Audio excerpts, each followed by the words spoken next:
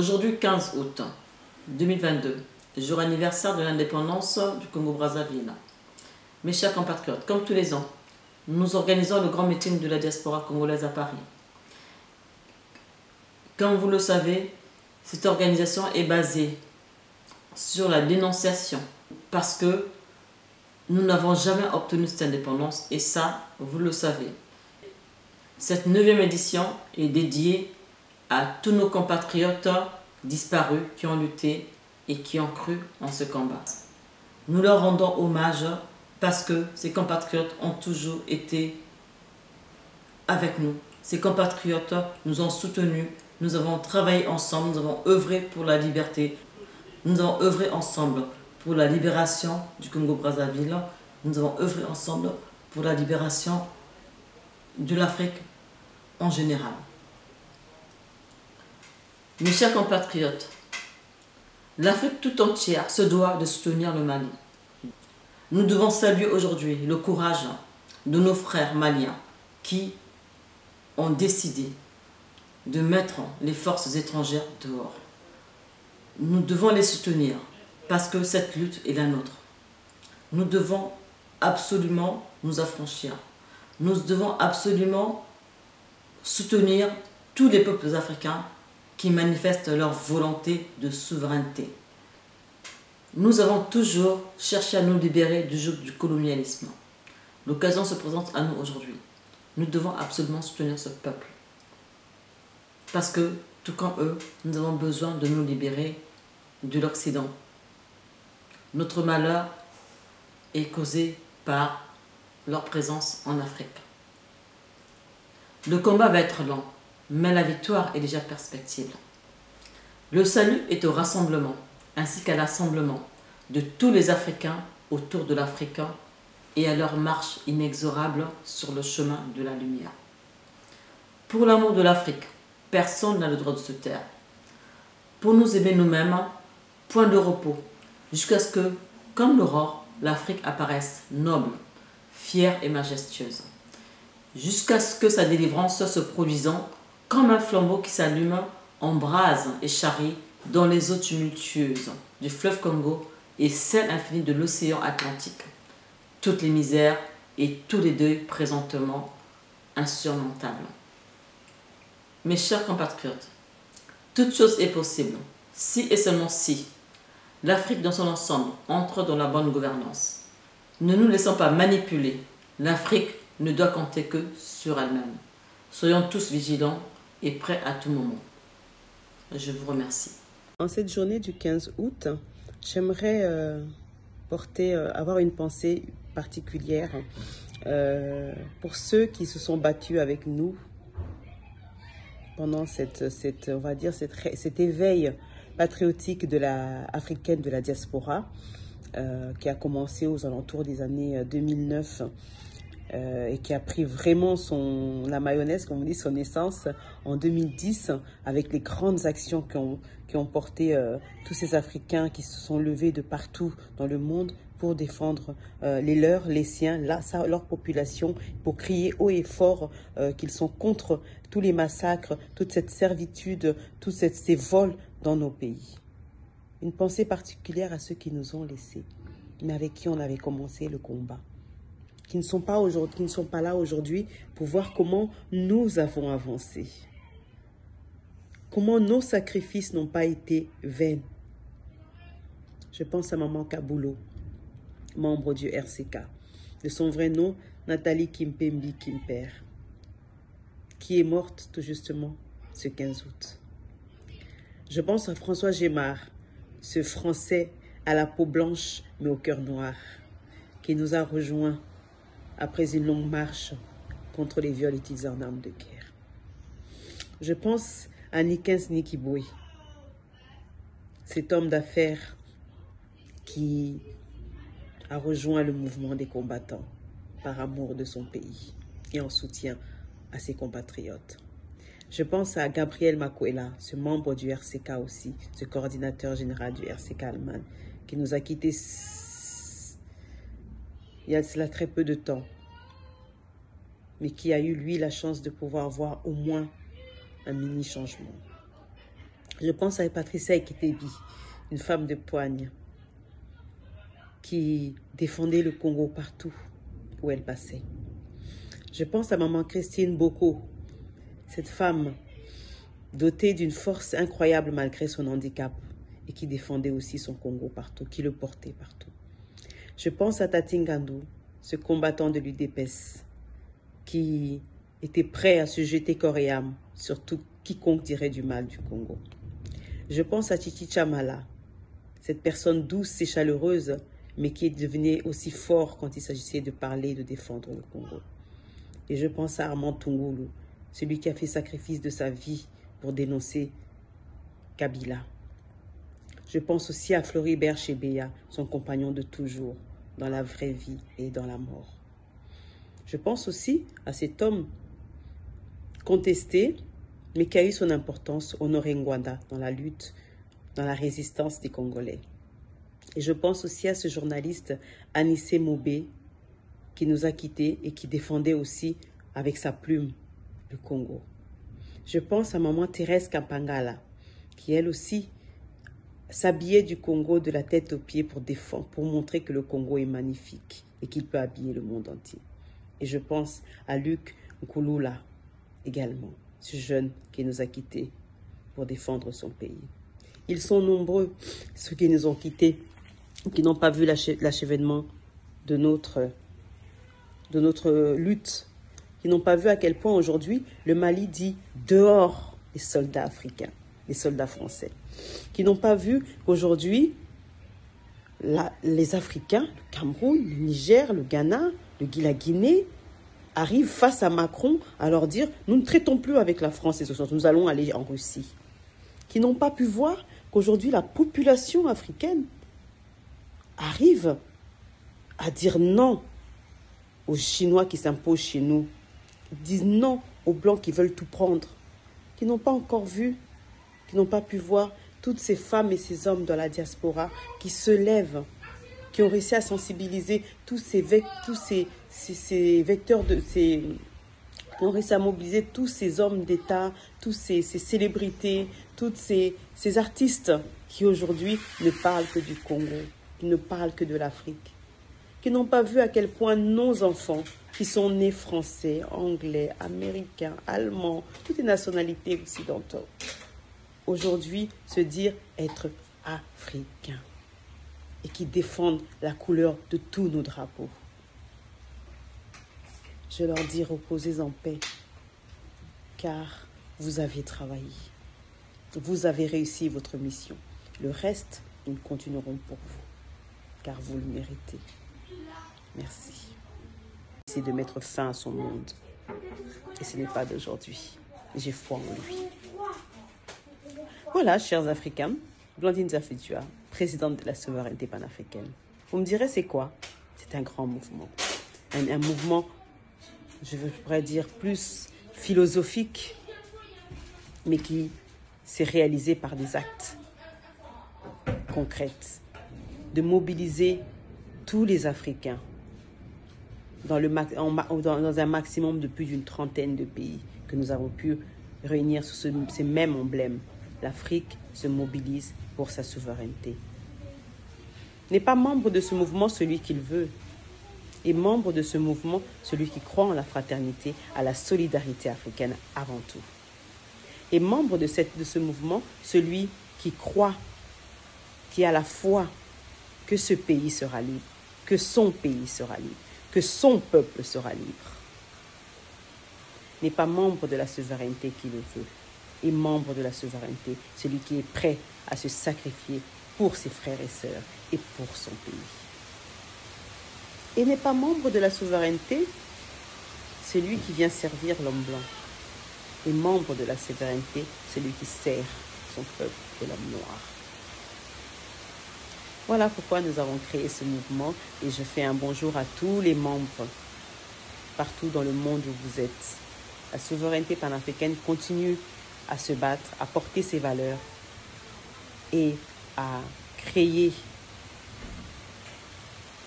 des vrais Africains pour que demain le pouvoir nous revienne. Et ce pouvoir-là, vous le savez, malheureusement, Nous avons un ennemi qui ne veut pas le lâcher. Ce néocolonialisme que l'on appelle maintenant, qui a été à l'époque nos bourreaux, nos esclavagistes, ensuite nos colonisateurs. Ce mot me fait toujours rire. Et aujourd'hui, nos bienfaiteurs, nos partenaires bienfaiteurs, ceux qui nous envoient des aides, des dons. Oui, des ONG occidentaux, nous en avons chacun dans nos pays, des tonnes et des tonnes. Mais s'ils venaient vraiment aider, la misère en Afrique ne serait-elle pas terminée complètement? S'ils venaient réellement aider, les guerres en Afrique n'existeraient plus. S'ils venaient réellement aider, l'alphabétisme n'aurait plus de pourcentage. S'ils venaient réellement aider, nous serons souverains. Donc comprenez que tous ces gens ne viennent pas nous aider. Ils viennent tout simplement continuer à nous mettre sous leur joute, à nous imposer leur volonté, à nous contrôler. Pour que jamais, au plus grand jamais, selon leur choix, selon leurs vœux, nous soyons indépendants. Mais comme cela n'est pas notre volonté, comme cela n'est pas la volonté du Tout-Puissant, nous serons souverains et nous nous battrons pour cela. Voilà, chers Congolais de Brazzaville, je tenais à vous envoyer ce message pour vous manifester mon soutien total pour la lutte contre le néocolonialisme, pour la lutte contre les impérialistes, pour la lutte contre toutes ces multinationales qui s'assiègent l'Afrique et qui capturent, qui prennent en otage notre économie, qui deviennent des millionnaires et des milliardaires avec comme produit brut nos ressources. Et je voudrais vous donner un dernier message. Sachez que le monde a changé. Le monde a changé. Leur système s'est épuisé. Leur système est en train de s'essouffler. Ils ont la peur au ventre. C'est à nous maintenant de comprendre ce message et de nous affirmer, de nous imposer. Ils sont aux abois. On a l'impression qu'ils sont forts, mais en réalité, ils sont en position de faiblesse. Nous avons l'impression d'être faibles, mais en réalité, nous sommes en position de force. Quitte à nous de jouer nos cartes, quitte à nous de jouer de nos influences, de notre intelligence, pour que cela soit palpable, pour que notre peuple puisse se retrouver, pour que notre peuple puisse vivre décemment et pour que nos pays soient respectés. Et pour cela, j'aimerais adresser un message plus particulièrement à nos dirigeants. Monsieur Sassou Nguesso, il serait temps, pas forcément, je dirais, de laisser le pouvoir, vous l'avez entendu si souvent, on vous l'a demandé si souvent de laisser ce pouvoir, mais vous n'en avez pas encore la force. Mais il serait temps de regarder l'avenir de tous ces enfants du Congo. Il serait temps d'ouvrir les yeux. Chaque année, nous organisons le grand meeting de la diaspora congolaise. Présentez-vous.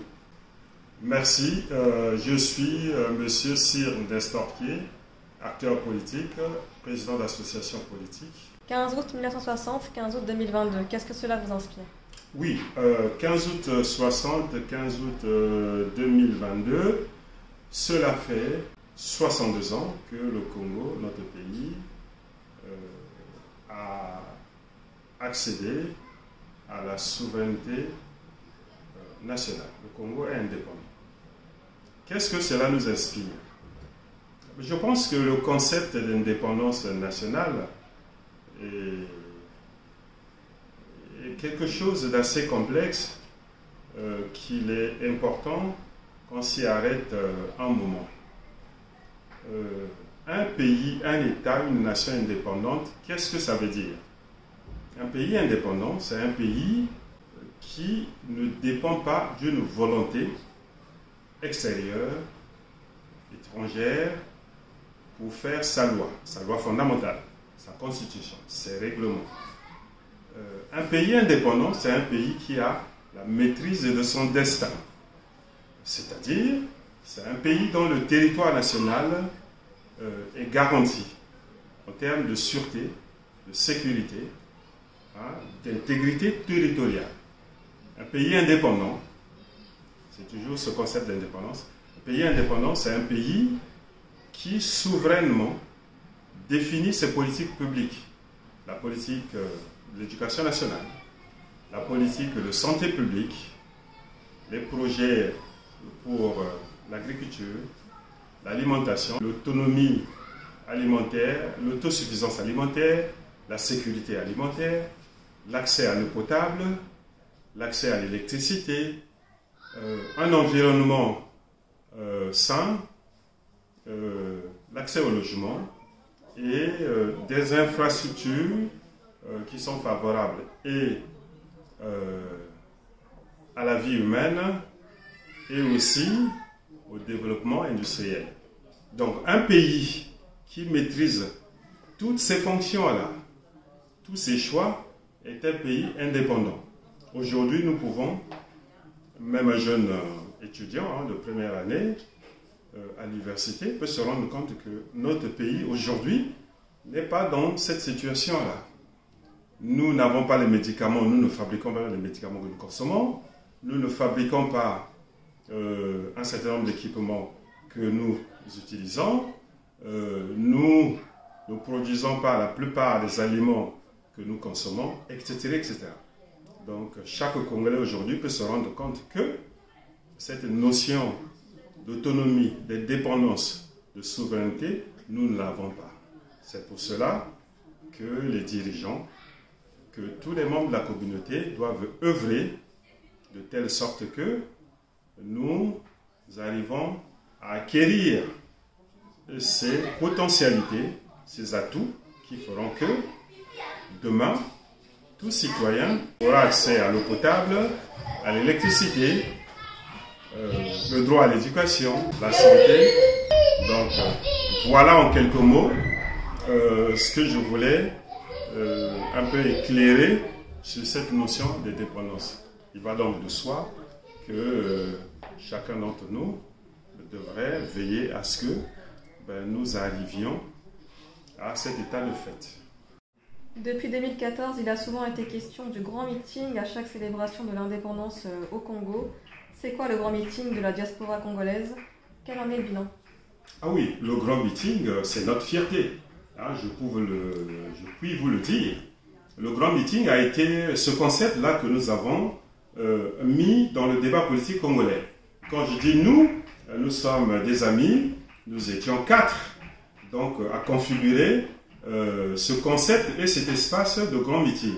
Nous étions Bruno Mouele, qui est aux Pays-Bas, Saneli Tambatamba, Nicolas Mpel et Sir Sorkier. Donc nous avons eu cette idée en se disant, puisque le débat politique est assez fermé au niveau local, donc il était de notre devoir d'ouvrir un espace pour donner l'occasion à tout Congolais, à tout citoyen, de s'exprimer de façon libre et démocratique face au choix qui s'imposait au Congo. En 2014, il y avait ces rumeurs, un peu dans les coulisses, cette volonté, semble-t-il, de procéder à un changement de constitution. D'ailleurs, dans une émission précédente, j'avais parlé de ce que c'est que la constitution, quelle en était la nécessité pour la changer, en tout cas, pas forcément la changer, mais l'amender. Donc, face à cette volonté-là de changement de constitution, nous nous sommes mobilisés et nous avons ouvert cet espace qu'on a appelé Grand Meeting. La première célébration, s'il faut dire, le premier moment de ce Grand Meeting, c'était le 15 août 2014. Donc nous avions invité tous les concitoyens, les frères et les amis africains, Zavi et Géographie sont venus pour s'exprimer par rapport à cela. Et ça a été le cas. Et finalement, nous nous sommes rendus compte que c'était le moment, c'était le lieu approprié à chaque débat. Je tiens aussi à préciser, quand nous avons mis en place cet espace donc, de débat démocratique et d'expression libre, à propos donc des choix dont le plus fondamental était le changement de la constitution au Congo, nous avons aussi, avec les frères et les jeunesses africaines, les frères de la RDC, du ballet citoyen sénégalais, de Burkina Faso, etc., etc., nous avons aussi construit ce qu'on a appelé le collectif de la souveraineté africaine. La souveraineté africaine aujourd'hui, c'est un collectif qui est présidé par une amie, elle est de la RDC, c'est Blandine Diafoutoua. Elle préside ce collectif dont l'objectif, en fait, c'est essayer de mettre comme idéal, hein, comme le point final de la pensée, de la projection, donc de toute jeunesse africaine, d'arriver à un moment de souveraineté. Je disais tantôt, en ce qui concerne l'indépendance nationale pour un État, c'était cette situation de disposer de lui-même. Un pays qui dispose de lui-même, dont les choix les plus fondamentaux ne dépendent pas d'une volonté étrangère, est un pays souverain. Et finalement, en Afrique, nous nous sommes dit, si on essaie de limiter la lutte au niveau de la région, sinon du point Congo, c'est comme si c'était un coup d'épée dans l'angle. Le plus important, c'était d'éveiller les consciences africaines, les jeunesses africaines, parce que la jeunesse, comme on dit, c'est la force de demain. Et c'est comme ça que, de fil en aiguille, nous avons mis au cœur de l'actualité, au cœur du débat politique, ce concept de la souveraineté panafricaine. Aujourd'hui, nous voyons avec l'actualité, les crises qui sont nées il n'y a pas longtemps en Europe, les frictions au Moyen-Orient avec la Chine et Taïwan, au Moyen-Orient, en Afrique. Nous voyons aujourd'hui que finalement ce thème de souveraineté, c'est-à-dire la volonté des peuples de vouloir disposer d'eux-mêmes, d'avoir la maîtrise de leur destin, de leur santé publique, de l'éducation de leurs enfants, de ce qu'ils mangent, la traçabilité, la sécurité alimentaire. Donc cette souveraineté-là, aujourd'hui, elle est d'actualité. Finalement, nous avons eu, à cette époque, donc il y a 8 ans déjà, 9 ans, puisque aujourd'hui nous célébrons, en termes de grand meeting, c'est la 9e édition, donc nous avons eu, en tout cas, la bonne intuition. Je serais modeste, je ne dirais pas qu'on était visionnaire, mais bon, qui le sait, donc de parler de cette souveraineté.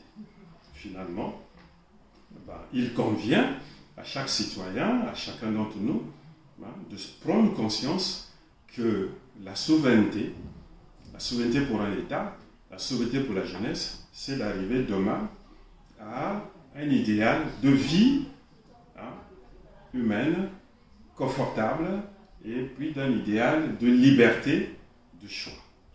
Voilà ce que je peux, en effet, vous éclaircir sur ce concept de grand mythique et qui, de fil en aiguille, a amené à la souveraineté panafricaine. Merci, Sir Ernest Tarky. Je vous remercie.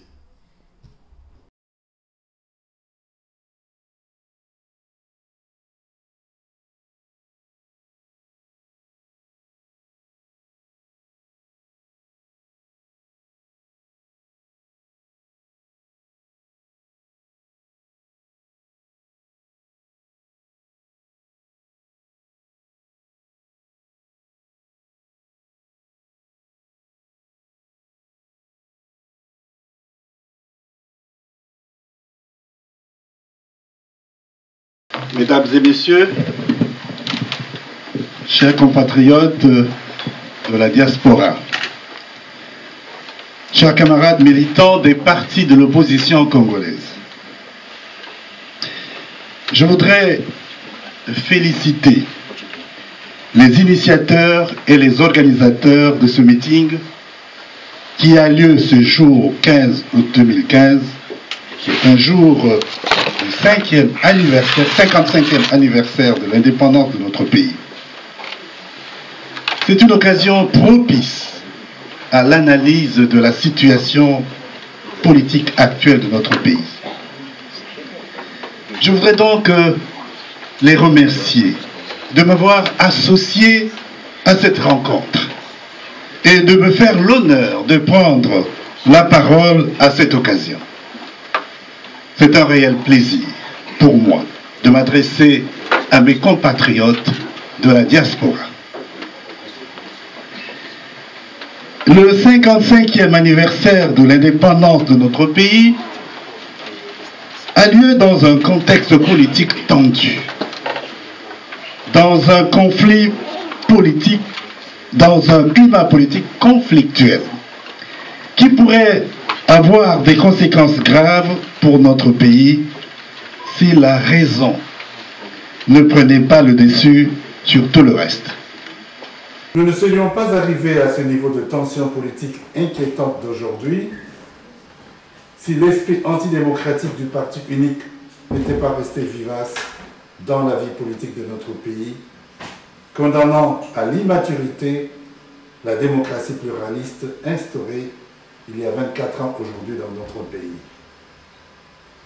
Cette immaturité a fait que la conquête et la conservation du pouvoir, qui en politique sont choses normales, soient devenues chez les hommes politiques un prétexte pour s'enfermer dans des clans qui, en permanence, se font la guerre au nom d'intérêts qui n'ont rien à voir avec la démocratie et les visées de nos peuples. Chers compatriotes, cet esprit antidémocratique du parti unique, personne mieux que Denis Sassou Nguesso ne l'incarne. Au point que, depuis qu'il est au pouvoir, voici 31 ans, le problème du Congo, c'est lui. Le mur de Berlin tombe, le discours de la Bolle exhortant les États africains à la démocratie a lieu, rien à faire. Sassou Nguesso a à ce point l'esprit noyauté par le vice du parti unique qu'il s'oppose aux idées nouvelles et organise dans tout le pays des campagnes contre l'instauration de la démocratie au Congo. Et il fallut la forte pression des forces vives de la nation pour que, bien malgré lui, la conférence nationale souveraine se tienne. Conférence qui le désavoue totalement dans sa pensée et ses pratiques. On imagine l'aigreur de l'homme. Bien que n'ayant plus entre ses mains la réalité du pouvoir, puisqu'il y a une transition, il s'organise pour tenter un coup de force contre celle-ci.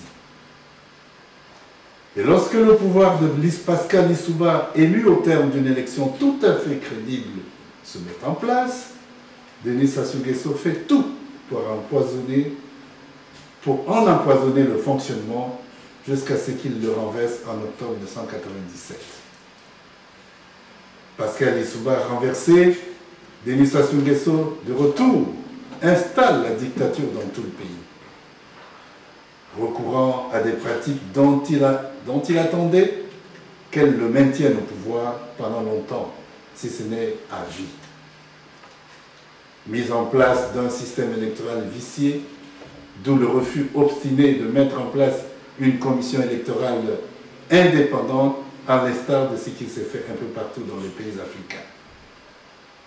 Atomisation des principaux partis du pays dans l'espoir de les conduire à leur mort afin que revive le parti unique. Impossibilité pour les citoyens congolais d'accéder à un poste de responsabilité politique ou administrative s'il naît du Parti congolais du travail ou de la majorité présidentielle au moins.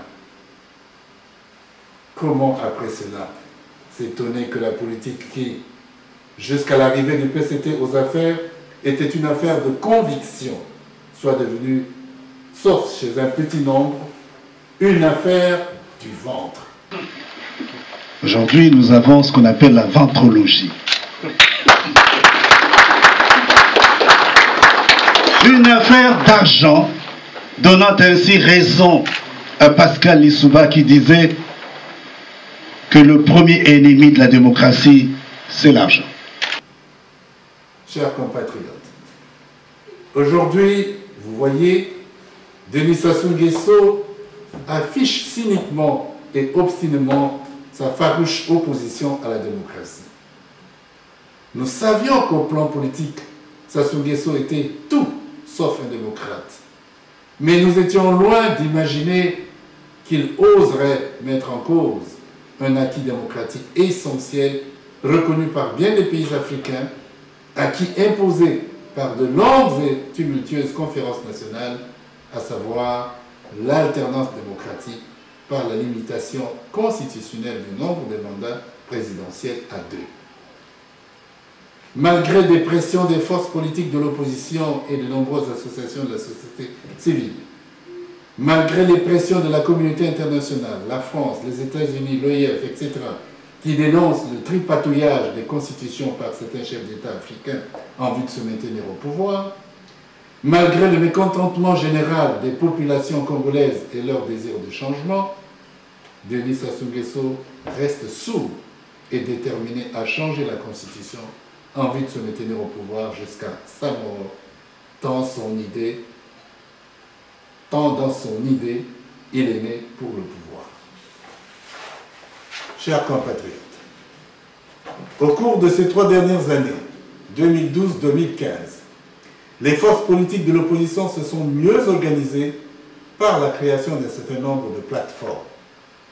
Le collectif des partis de l'opposition signataires de la déclaration du 17 août 2012, le mouvement citoyen pour le respect de l'ordre constitutionnel, la plateforme Sauvons le Congo, l'Alliance social-démocrate, le R16 et bien d'autres associations.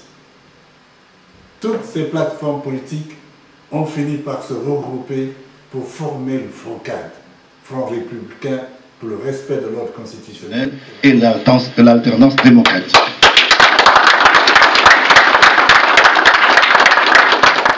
Qui compte une 50aine de partis politiques, des associations et des individualités. L'activité politique de toutes ces plateformes a consisté à mobiliser les populations et les militants des partis politiques autour de 2 questions essentielles. La gouvernance électorale, la question du changement ou non de la Constitution. Sans une solution satisfaisante à ces 2 problèmes, le Congo risque de devenir une monarchie de droit divin que tout démocrate doit combattre.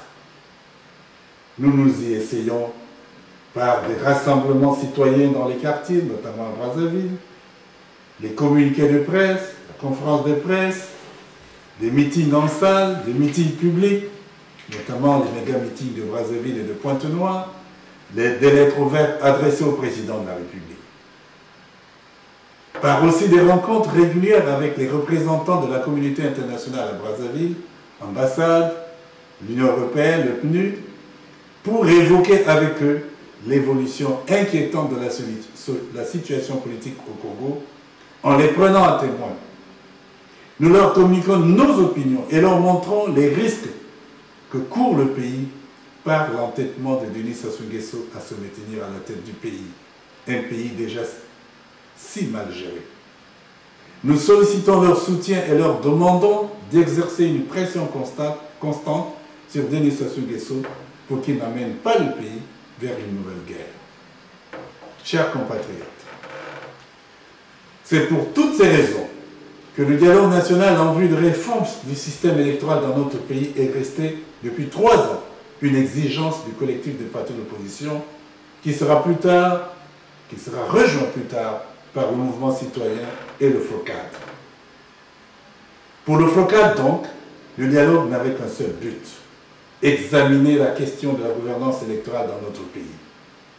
Le pouvoir qui pendant longtemps ne voulait pas entendre parler du dialogue, estimant qu'il n'y avait pas de crise dans le pays, a fini par y accéder, mais en y introduisant de façon vicieuse la question du changement de la Constitution qui, pour l'opposition, n'avait pas de raison d'être, puisque la Constitution elle-même la règle de façon irréversible.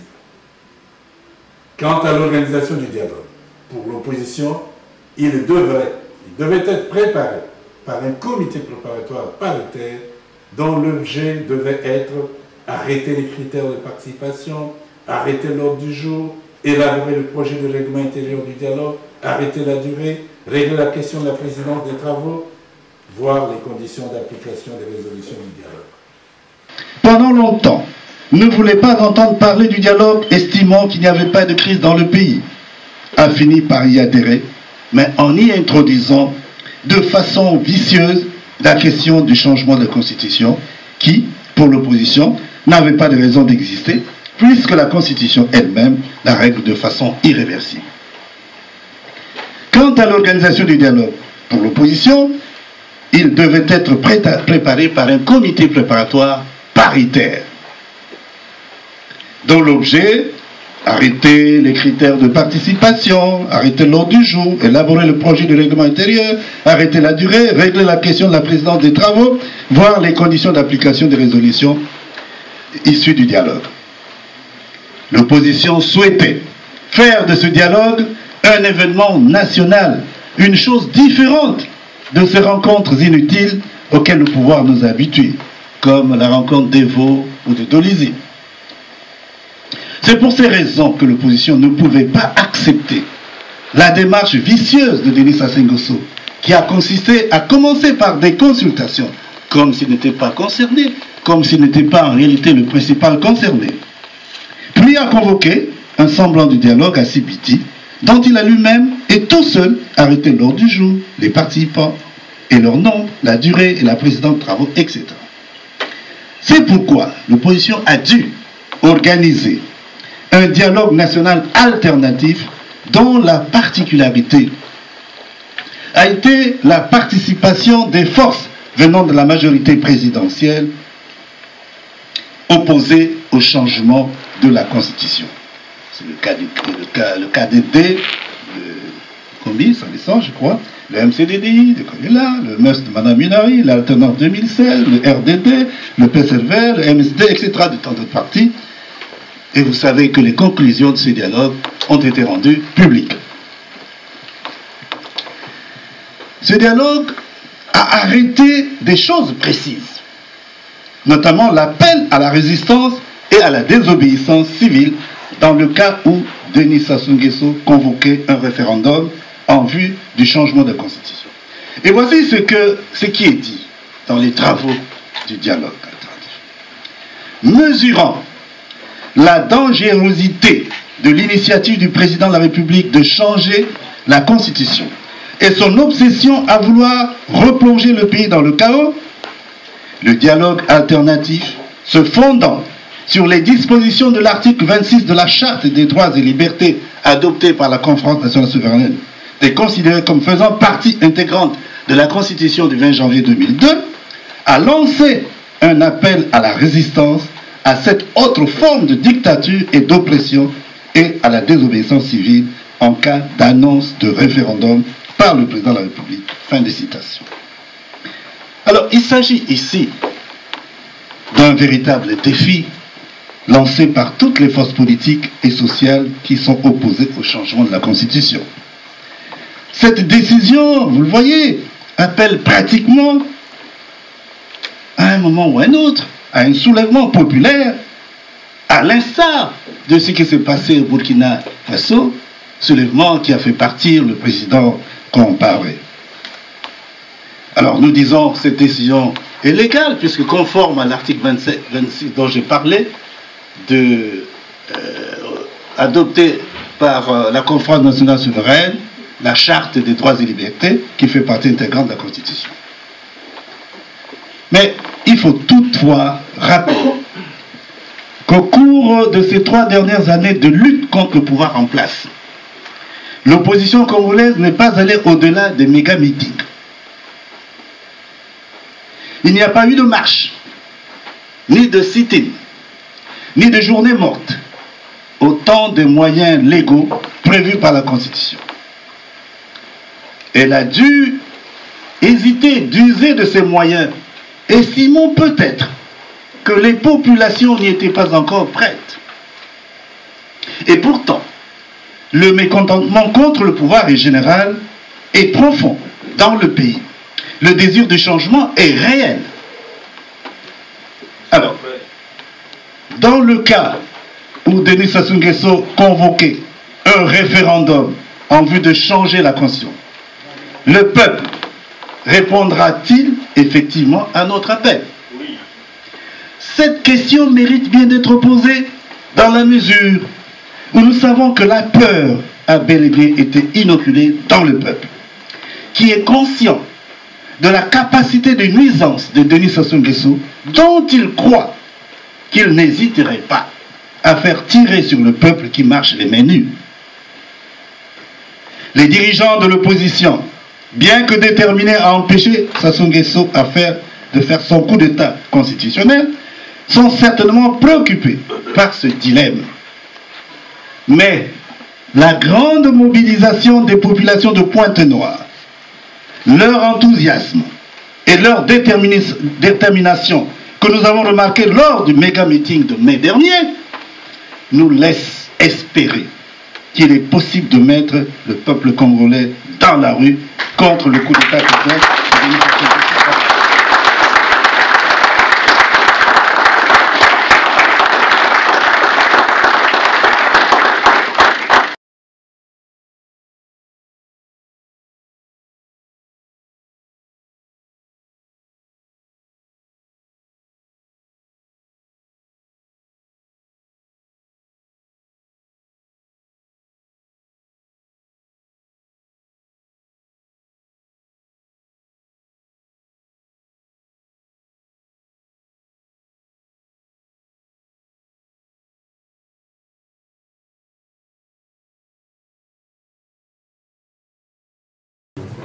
Merci beaucoup. Merci. Je ne sais pas si c'est l'endroit où je peux voir toute la population, mais à travers nous et à travers le battement de nos cœurs, je suis convaincu que le peuple nous écoute et il est avec nous. Mesdames, Mesdemoiselles, Messieurs, chers compatriotes, chers frères et sœurs, distingués invités. En prenant la parole ici devant vous, en cette date solennelle du 15 août 2015, commémorant l'indépendance de notre pays, je tiens d'abord à remercier tous ceux et celles qui ont organisé cet événement et œuvré pour sa réussite. Merci de nous avoir rassemblés pour honorer les pas de nos pères fondateurs. À vous qui êtes venus de toutes les régions de France et d'Europe, à vous aussi venus du Congo, notre pays à tous, mais hélas, qu'une camarilla indigne de toute confiance a pris en otage, veuillez trouver ici toute ma considération fraternelle et militante. Comment ne pas penser en ce moment à tous les pionniers, à tous ces pères fondateurs du Congo post-colonial qui, au prix quelquefois de leur vie, ont posé les jalons pour bâtir notre pays. Je pense à Fulbert Youlou, à Jacques Opango, à Stéphane Tchichele, à Jean-Félix Chikaya, à Simon-Pierre Kikungangot, à Félix Maleka, à Hervé Sambadelo, à Dade Emmanuel Damongo, à Aubert Lunda, à Basile Mapingu, à André Portela, à Pierre Goura, à René Mpara, à Omer Okwere et bien d'autres patriotes qui composaient la première assemblée territoriale de notre pays.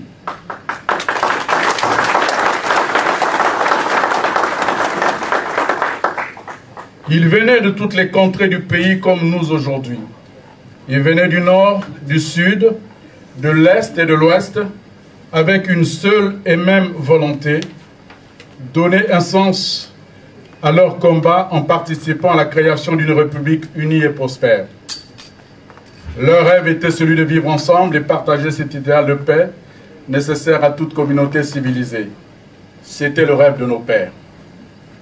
55 ans plus tard, chacun d'entre nous porte les joies, les blessures, les réussites, les échecs et les illusions de ce que notre pays est devenu.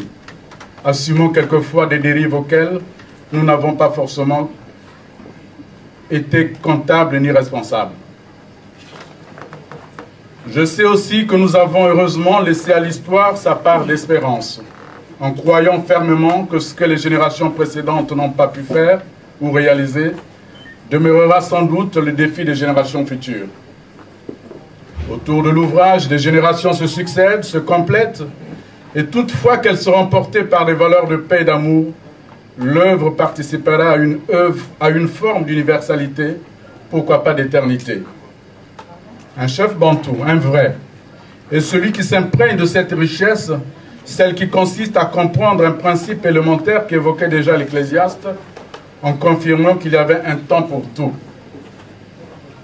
Alors, aux adeptes du néo-sésécoïsme, rappelez-vous Mobutu Seseko. Adaptez-vous à une époque que vous n'avez pas vu venir.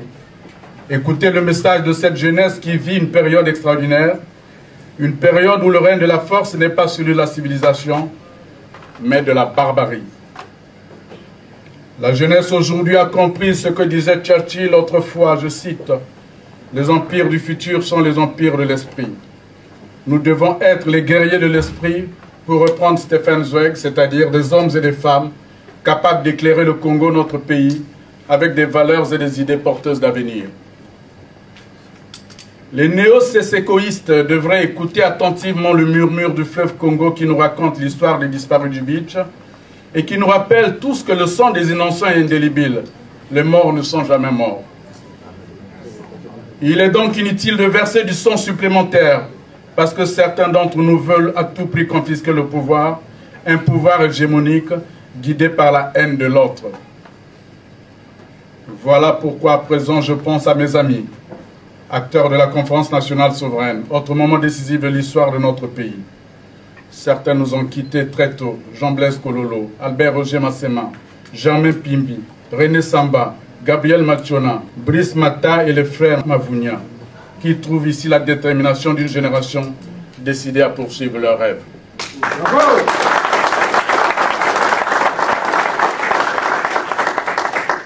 Je pense aussi aux associations, aux partis politiques, aux acteurs politiques qui se battent au pays, revendiquant le respect de la Constitution. Je salue leur courage devant la barbarie d'un système aux abois qui jusque-là n'a tout eu que par la violence, la ruse et le mensonge. À nous tous, élites d'hier et d'aujourd'hui, sous prétexte de parler au nom du peuple, nous avons quelquefois trahi notre mission. À présent, laissons ce peuple choisir son destin et accompagnons-le sur le chemin de la résistance.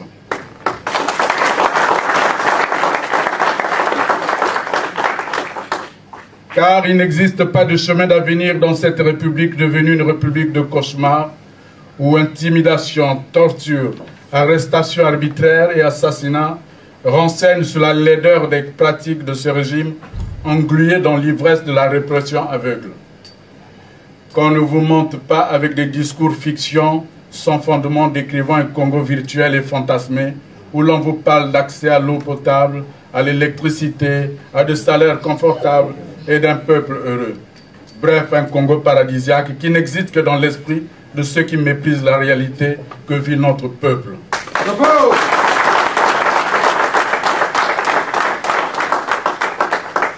Qu'on ne nous fasse pas le procès mal intentionné du bilan d'André Milongo qui, entre vents et marées, avait mené à son terme une transition sanctionnée par des élections démocratiques, libres et transparentes.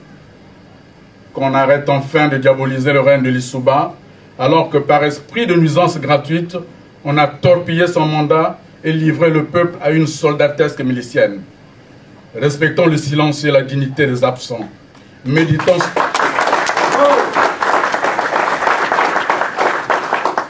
Méditons sur le sort qui a été réservé à ceux qui sont morts en exil et qui ne verront plus jamais un Congo fleuri d'espérance et débarrassé de cette engeance. Personne n'est dupe. Chaque Congolais sait qui a posé tel ou tel acte dans notre pays. Hier, la révolution dévorait ses enfants. Aujourd'hui, c'est la volonté de puissance d'un clan qui veut endeuiller encore une fois de plus nos familles. C'est à l'histoire d'en juger un jour, car son verdict n'épargne ni les nombrilistes, ni les chantres du fanatisme outrancier. La politique, mes chers amis, n'est pas un exercice d'autosatisfaction et d'autofélicitation, car ce narcissisme d'un autre âge n'est pas conforme à l'idée que nous nous faisons de l'histoire. Chers amis, il y a un temps où, surtout lorsqu'on a la prétention d'incarner un vrai pouvoir, celui que l'on acquiert par les urnes et la pertinence d'une vision fédératrice, voudrait qu'on s'adressât à son peuple à la fin de son mandat en ces termes. Je cite. « J'ai essayé humblement d'apporter ma pierre à l'édifice, c'était le sens de mon serment, à présent convaincu que sur 4 millions d'habitants, il y aura forcément un qui à son tour poursuivra l'œuvre de la construction nationale.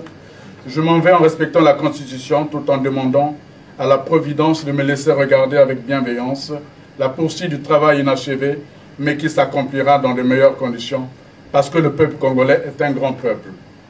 Cette manière de saluer l'avenir peut faire qu'un chef soit reconnu par tous et que son nom soit gravé, inscrit dans le panthéon des grands hommes congolais.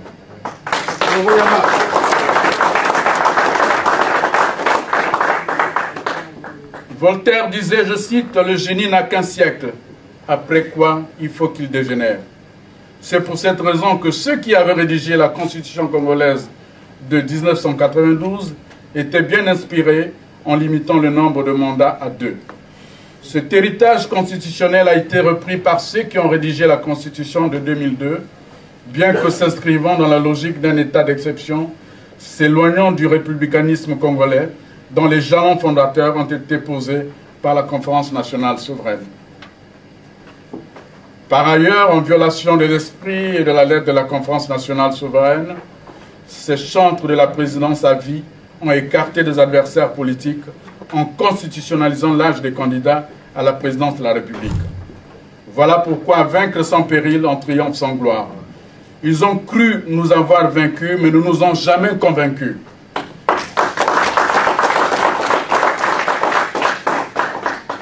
Pendant 17 ans, ils nous ont imposé une constitution taillée sur mesure pour assouvir l'obsession d'un pouvoir tyrannique et personnalisé. Certains compatriotes, il y a quelques années, étaient exclus de l'élection présidentielle. Ils se sont inclinés en respectant la Constitution et les règles de jeu démocratique. Aujourd'hui, les concepteurs de cette pitoyable exclusion mettent en place des stratégies déjà démasquées à Sibiti par le peuple pour violer la même Constitution pour se maintenir au pouvoir. Mes chers amis, nul n'est au-dessus de la loi et un autre principe nous rappelle que ne faites jamais aux autres ce que vous ne voulez pas qu'on vous fasse. Malgré toutes ces évidences, depuis le début de l'année, le pouvoir de Brazzaville a lâché ses chiens de chasse, aboyant et mordant ici et là. À ce folklore abject s'ajoutent les propos de juristes médiocres et incompétents, des tribuns de mauvaise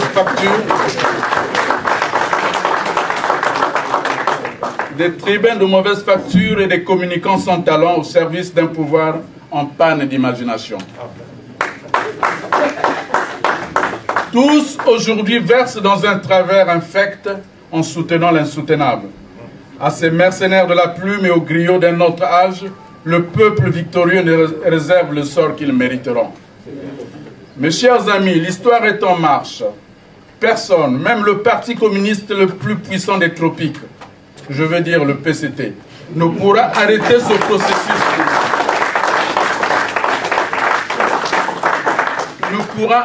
ce processus. Dicté par l'histoire, où très bientôt, comme à la proclamation de la République, le peuple, cette fois-ci, viendra célébrer la victoire du non au changement de la Constitution.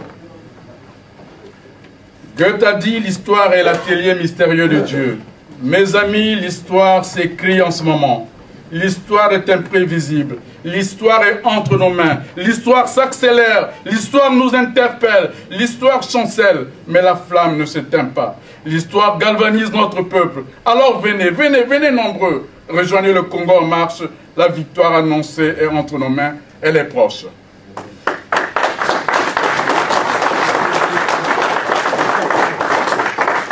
Je vois ce peuple des villes, je vois ce peuple des campagnes, je vois ceux qui sont morts demander à Dieu ce jour-là l'autorisation de revenir sur la terre du Congo, aider les vivants à porter haut les couleurs d'un Congo libre. Pour la grandeur du Congo, pour sa dignité enfin, pour la liberté, ô chère liberté, engageons-nous dans les rangs de la résistance. Ce n'est qu'en ce moment-là que surgiront les géants oubliés qui viendront rappeler le génie d'un peuple que l'on croyait résigné et humilié.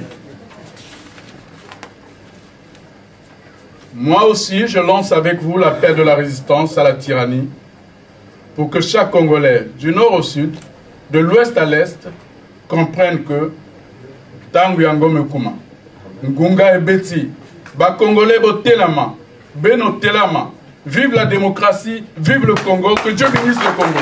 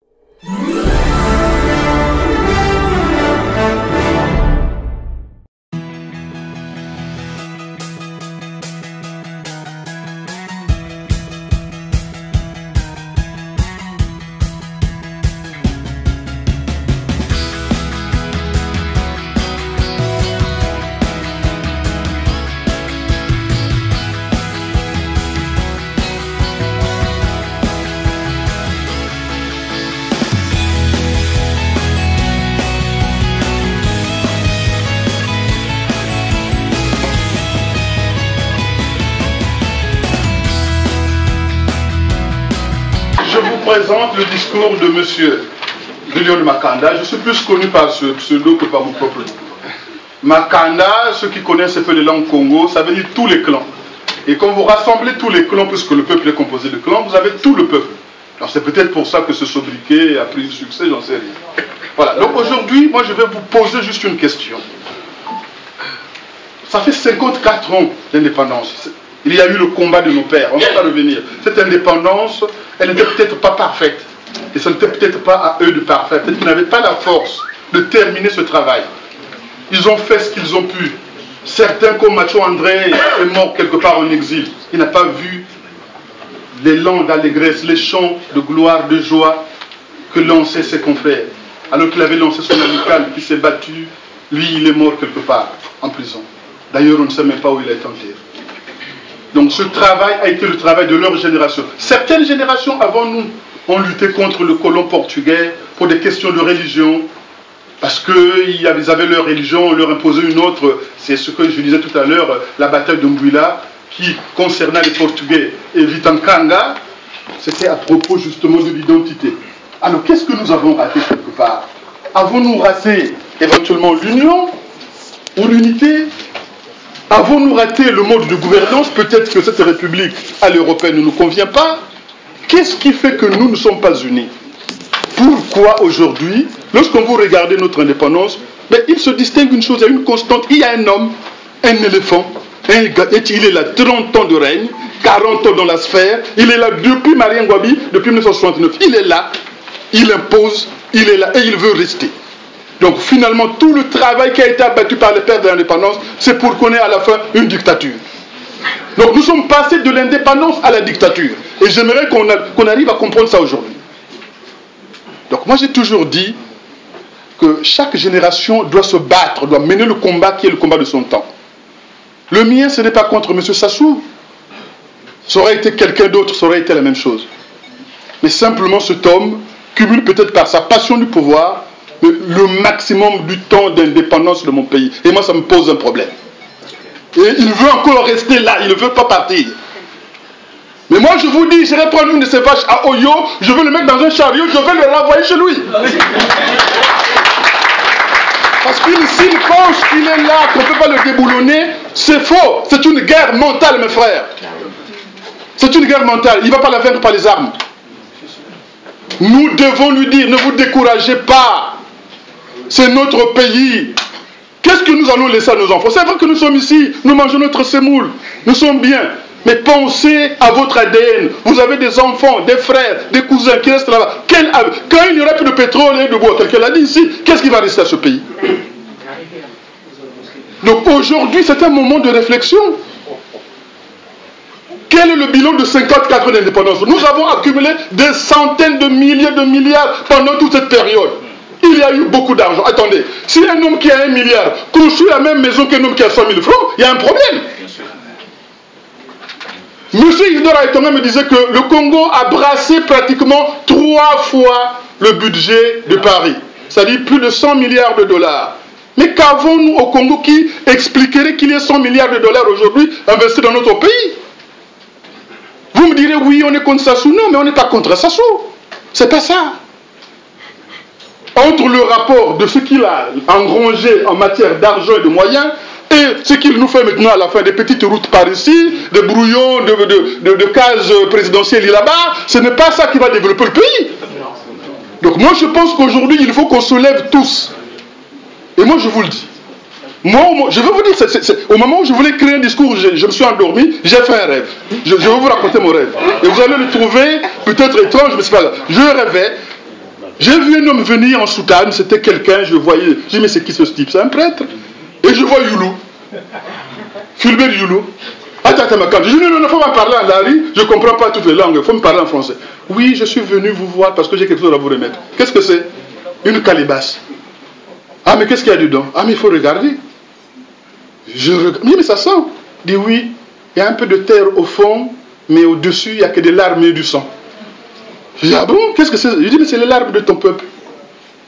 Voilà, nous on s'est battu, cette calebasse, on s'est battu à l'indépendance, elle était à moitié pleine de terre. C'était la terre de la liberté. Mais après, vraiment, elle a fondu. Aujourd'hui, il y a plein de larmes, plein de sang. Et si je dis ce sang-là, celui qui l'a plus fait couler, c'est Denis Sassou Nguesso. Est-ce que je dois vous rappeler la mort de Ngouabi, qui a été peut-être le premier assassinat? Peut-être qu'il y en avait un avant. Le cardinal Émile Biayenda. Voilà, donc cet homme, qu'on l'aime, qu'on ne l'aime pas, il faut qu'on se le dise. C'est un criminel. Il a tué pour sa soif du pouvoir. C'est un drogué du pouvoir. Il aime le pouvoir. La preuve, il ne veut pas partir. Hein? Voilà. Donc moi, je vous dis ceci. Si nous ne faisons rien, c'est nous le Congo libre. Je vous le dis ici. Quand un peuple est pris en otage, parce que nous sommes aujourd'hui esclaves de M. Sassou Nguesso au Congo, la partie du pays qui est libre, c'est nous. Si De Gaulle était ici, il vous dirait ceci. Je vous ai compris. De même que Brazzaville était la capitale de la France libre, aujourd'hui Paris devient la capitale du Congo libre. Le Congo est ici, dans cette salle, mes chers frères. Le Congo n'est plus là-bas, là-bas ils sont enchaînés, ils me disent, vous devez faire quelque chose. Nous envoyons un message de confiance à nos frères, pour dire que oui, cette calebasse-là, nous allons la remplir à nouveau de la terre de la liberté. C'est notre combat. Nous devons nous battre, c'est une guerre mentale. Ça n'a rien à voir avec les millions. Il pourra corrompre, mais il y aura toujours une petite frange. Et ici, c'est la terre des Gaulois, des irréductibles Gaulois. Hein, les petits Gaulois qui résistaient contre les Romains. Nous sommes ces petits Gaulois qui résistaient contre les Romains. Donc, je pense que mes frères, ne prenons pas à la légère ce travail, ce combat.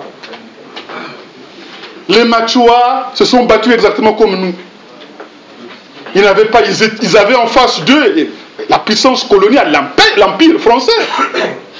Ils n'espéraient même pas obtenir l'indépendance. En 1944, il y a eu la conférence de Brazzaville, ils n'ont rien obtenu. Mais ensuite, les pressions aidant, il y a eu en 1946 la fin du travail forcé, etc. Ça s'est joué progressivement. 1949, la loi cadre de défer. Ensuite, en 1958, le référendum constitutionnel.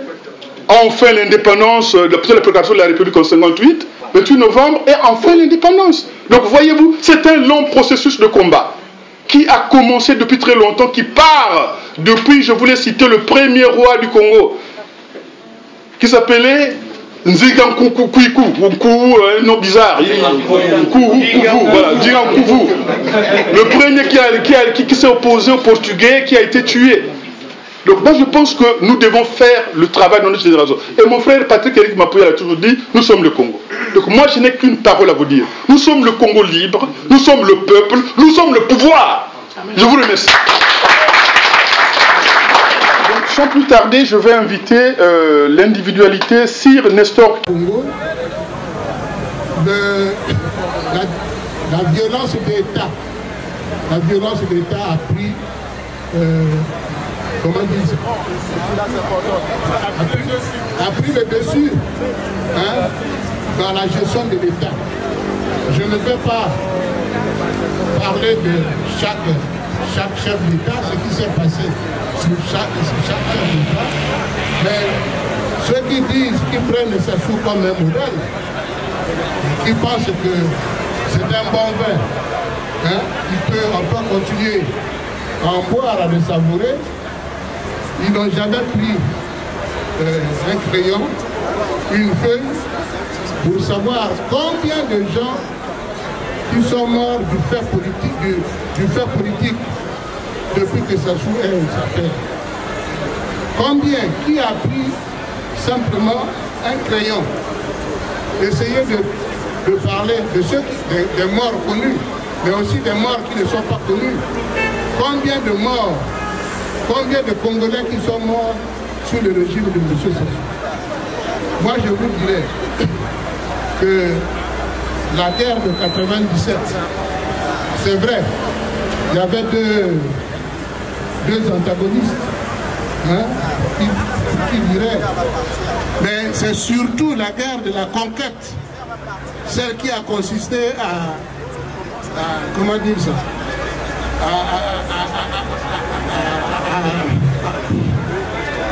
à prendre tout le pouvoir, enfin, le mot m'échappe, hein?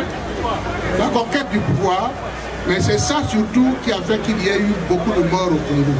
Et c'est surtout ça qui a fait qu'il y ait les 350 et quelques disparus du beach.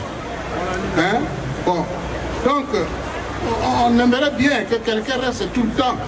Parce que c'est un homme de la paix. Mais nous savons que sous lui, beaucoup de Congolais meurent. Et attendons-nous s'il vous plaît, à ce qu'il y ait encore d'autres morts. Parce que j'ai entendu les commentaires de nos frères qui sont à Brazzaville, hein, qui disent, de toute manière, c'est le peuple qui va décider s'il faut que Sassou continue à diriger le pays ou pas. Bon, mais le peuple tel que lui l'a dressé, il va, si on laisse ce peuple-là faire, il sera aux affaires. Alors, dans ces conditions, attendez-vous à ce qu'il y ait encore des morts. Attendez-vous qu'il y ait encore des morts. Ne prenez pas du tout ça à la légère.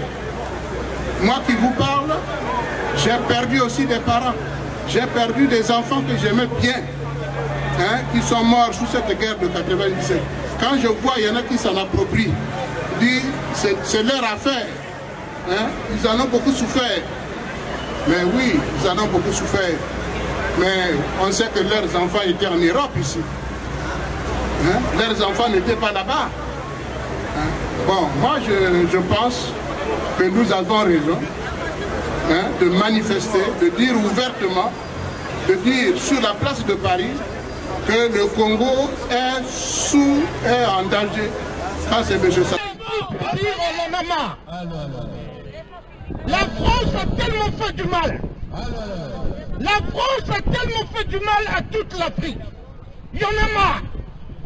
C'est un combattant qui vous parle, un ancien militaire de l'armée française, un sergent. Bon, nous allons commencer maintenant à prendre des armes. Ça va être comme ça. Parce que la France, tant que les Congolais ne prendront pas les armes, ils ne prendront pas au sérieux. Il faut des armes. Maintenant, on va dire à François Hollande, le corrompu de merde.